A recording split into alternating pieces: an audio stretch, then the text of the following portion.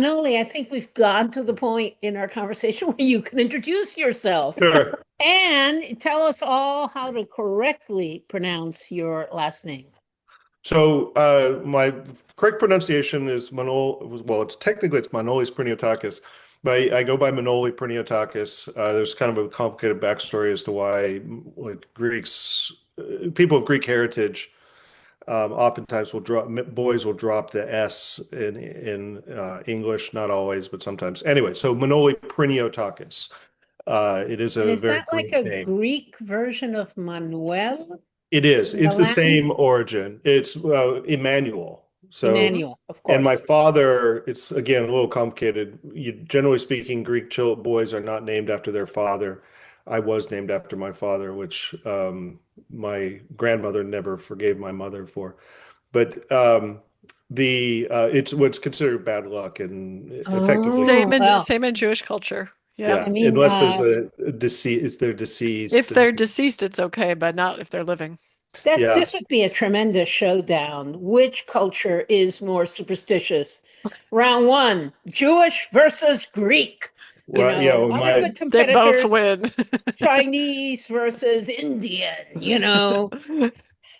And so, yeah, my father actually goes by Emmanuel, both Manoli and Emmanuel.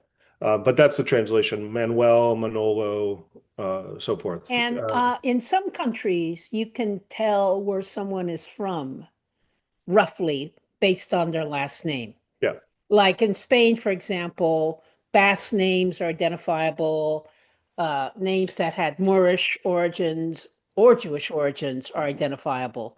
Is that the case in Greece? Absolutely. Absolutely. The different regions, different islands. And in my case, Priniotakis is and it's actually included Manolis Priniotakis, very distinctly from Crete. My family, Mm. both sides of my family, the heritage is from Crete.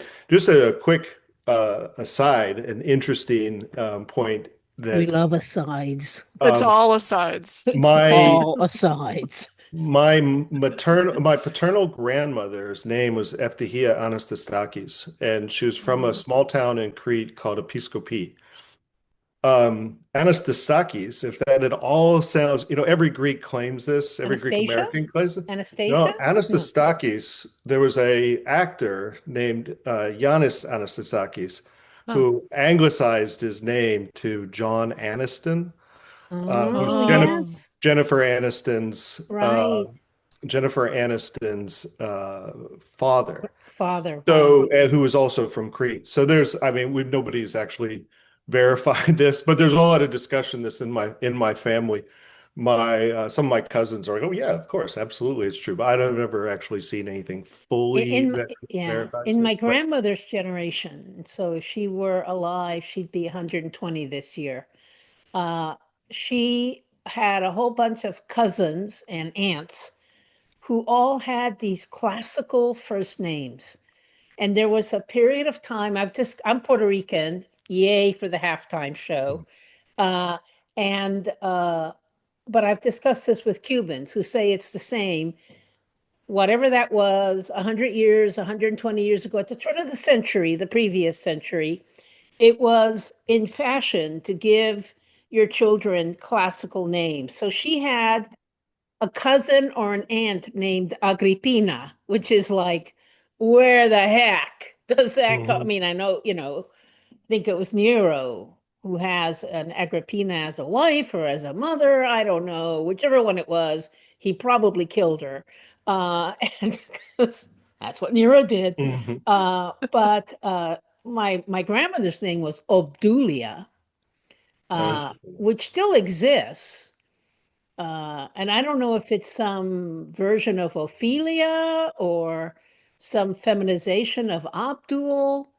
And then she had another aunt named Gumel Sinda, Mm.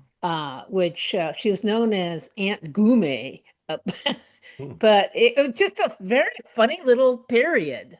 yeah, well, and Greek names are very regimented. As I was saying before, it was my name is I shouldn't have my name. My name should be Dimitri, because that was my grandfather's name. And so first boy, paternal grandfather. I think this is the way it works now.